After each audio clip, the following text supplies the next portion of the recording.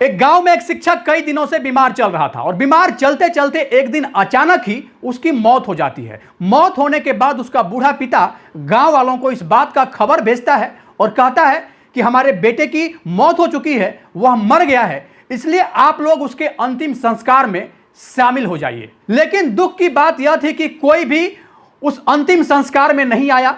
आसपास के लोग, रिश्तेदार, सगे संबंधी, यहां तक कि उसके खुद के अपने बेटे भी अंतिम संस्कार में शामिल नहीं हुए। जब कोई नहीं आया तब वह बूढ़ा पिता बेटे के अंतिम संस्कार के लिए लकड़ियों का इंतजाम करता है, घी का इंतजाम करता है। यूं कहें कि चिता जलाने के लिए जो भी औपचारिकताएं होती है, सारी चीजों को इकट्ठा करके वह अपने बेटे की लाश लिए अपने घर से 20 किलोमीटर दूर गंगा घाट पर जाकर बेटे का अंतिम संस्कार कर देता है। और उसके बाद घर से लगभग 60 किलोमीटर दूर वह जज के सामने कोर्ट में जाकर पेश होता है और इसके बाद कहता है कि जज साहब, आज से लगभग 4 साल पहले जो एक अपराध मेरे बेटे ने किया था, दरअसल उसने अपने ही छात्रा के साथ यौन शोषण किया था और आज देखिए भगवान उसको अपने कर्मों की सजा दे दिए। अब वह इस दुनिया में नहीं है, उसकी मौत हो चुकी है। ये रहे सबूत।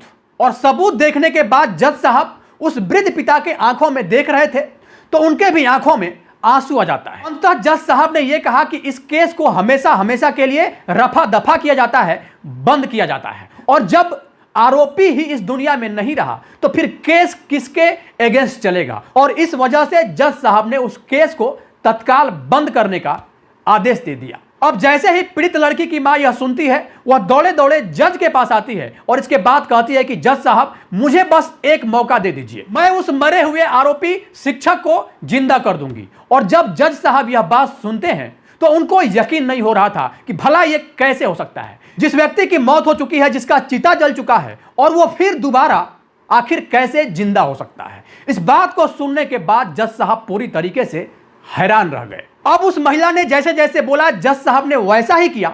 वाकई चमत्कार हो जाता है। वह अपनी शक्ति से उस मरे हुए व्यक्ति को, जिसकी चिता जल चुकी थी, उसको जिंदा कर देती है। आज की इस कहानी के माध्यम से यह जानने की कोशिश करेंगे कि क्या सचमुच वो चमत्कार था या फिर कुछ और था।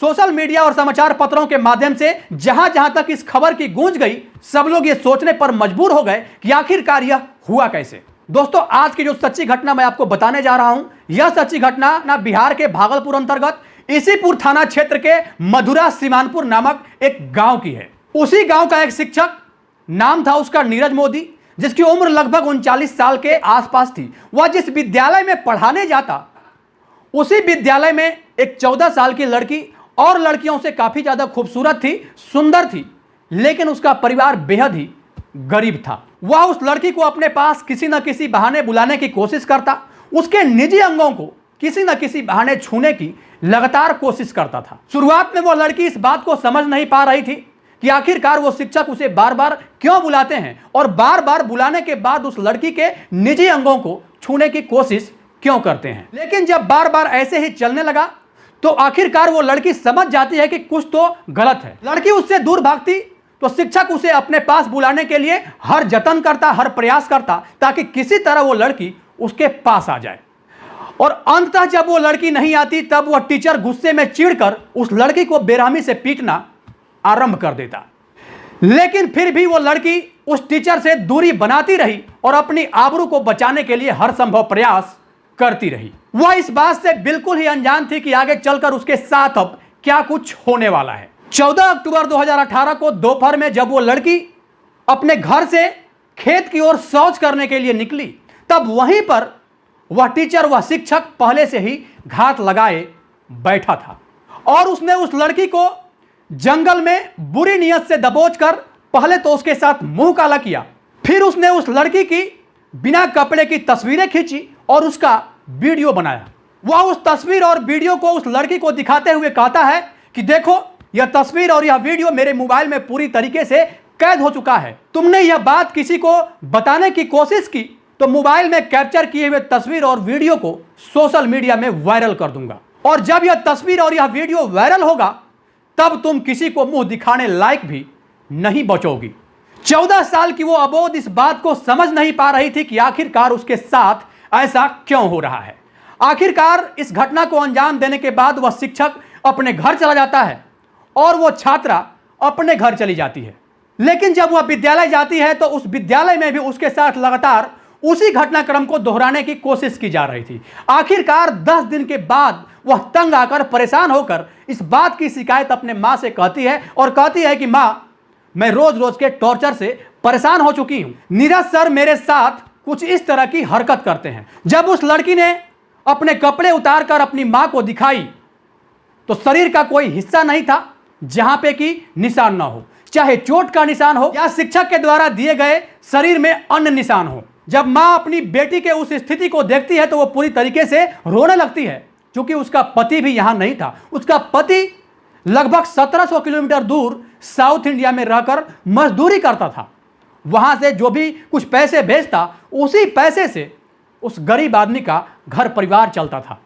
अब आखिरकार मां अपने पति से कहती है कि बेटी के साथ कुछ इस तरीके का कृत्य हो रहा है। वह मजबूर होकर पहले तो पुलिस के पास गई, लेकिन पुलिस जब इस मामले को पूरी गंभीरता से नहीं लेती है तब वह पुलिस को कुछ ऐसे सबूत देती है, जिस सबूत को देखने के बाद जो भी पुलिस के अधिकारी थे उनको लगा कि इस मासूम सी दिखने वाली लड़की के साथ कुछ न कुछ नहीं बल्कि बहुत कुछ गलत हो रहा है।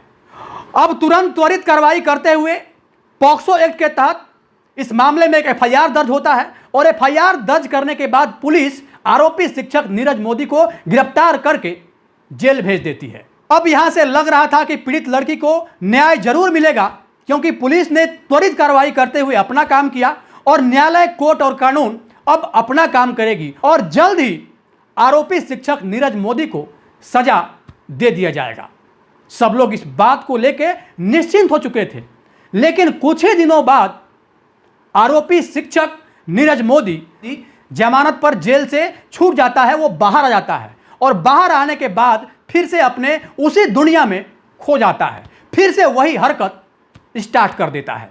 आरोपी शिक्षक नीरज मोदी घर वालों को किसी न किसी तरह परेशान करता, उसे टॉर्चर करता और बार बार कहता कि तुमने हमारे ऊपर जो एफआईआर किया है उसे जल्द से जल्द वापस ले लो, अन्यथा तुम लोगों के साथ बहुत बुरा हो जाएगा। उस परिवार को पूरी तरीके से प्रताड़ित करता, उसे एक तरह से यूं कहें कि ब्लैकमेल करने का भी काम करता। लेकिन इसी बीच एक दिन वह शिक्षक बीमार होता है और बीमार होने के बाद मर जाता है, और जब वह मरता है तो उसके पिता अपने बेटे का अंतिम संस्कार पास के ही कहलगांव गंगा घाट पर जाकर कर देते हैं।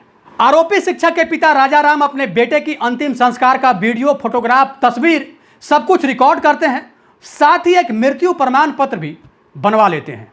चिता जलते हुए, चिता पर सोए हुए, या फिर यूं कहें कि अंतिम संस्कार की जो भी औपचारिकताएं थी उन औपचारिकताओं का वो फोटोग्राफी करवाते हैं, वीडियोग्राफी करवाते हैं, और इसके बाद वो सारा तस्वीर, वो सारा फुटेज, वो सारा वीडियो लेकर जज के सामने पेश हो जाते हैं। जज से कहते हैं कि साहब मेरा बेटा मर चुका है, इस केस को हमेशा हमेशा के लिए खत्म कर दिया जाए। और जज साहब ऐसा ही करते हैं, क्योंकि जो भी सबूत, जो भी एविडेंस आरोपी शिक्षक के पिता राजा राम के द्वारा जज के सामने दिया गया था, वो एविडेंस, वो सबूत इस बात की पुष्टि कर रहा था कि आरोपी शिक्षक नीरज मोदी अब इस दुनिया में नहीं है, उसका चिता जल चुका है। सारे एविडेंस, सारे सबूत देखने के बाद जज साहब यह आदेश पारित करते हैं कि इस केस को हमेशा हमेशा के लिए बंद किया जाता है। अब जैसे ही पीड़ित की मां को इस बात की जानकारी होती है, इस बात का पता चलता है, उसके बाद पीड़ित लड़की की मां कोर्ट पहुंचती है और वहां जाने के बाद जज के सामने पेश हो जाती है और इसके बाद कहती है कि जो भी सबूत दिए गए हैं, जो भी प्रूफ दिए गए हैं, वो पूरी तरीके से गलत हैं। चूंकि ऐसा है ही नहीं, मैं दावे के साथ कह सकती हूं कि आरोपी शिक्षक नीरज मोदी अभी भी जिंदा है, वह मरा नहीं है बल्कि मरने का नाटक कर रहा है। अब जज साहब जैसे ही यह बात सुनते हैं, उन्हें लगा कि इस महिला के बेटी के साथ कुछ इस तरीके का कृत्य हुआ है और इसी बात को लेकर यह महिला सदमे में है, इसलिए ऐसी वैसी बातें कर रही है। भला जो इंसान मर चुका है, जिसकी चिता जल चुकी हो, वह फिर जिंदा कैसे हो सकता है। अब इतना सुनते ही पीड़िता की मां कहती है कि साहब मैं पूरी तरीके से ठीक हूं, मैं किसी सदमे में नहीं हूं। आपको अगर भरोसा नहीं है, विश्वास नहीं है, तो इस बात की जांच करा लें। दूध का दूध और पानी का पानी जरूर हो जाएगा।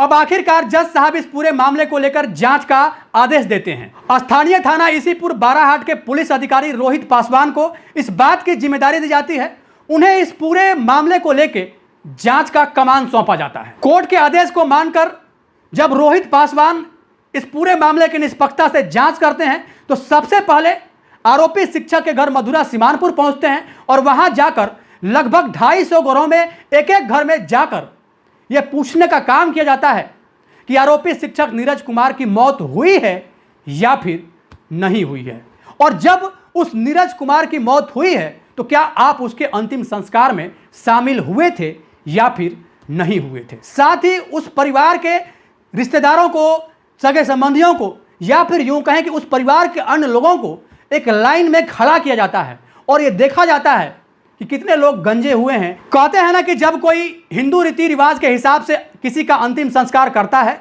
तो अंतिम संस्कार करने वाले के साथ साथ परिवार के बाकी के जो सदस्य होते हैं वो भी अपना मुंडन कराते हैं, वो भी गंजे होते हैं। लेकिन हैरान करने वाली बात यह थी कि किसी ने भी पिता के अलावा मुंडन नहीं कराया था, कोई भी गंजा नहीं हुआ था। रिश्तेदार कह रहे थे हमें तो इस बात की सूचना ही नहीं मिली कि नीरज मोदी की मौत कब हो गई।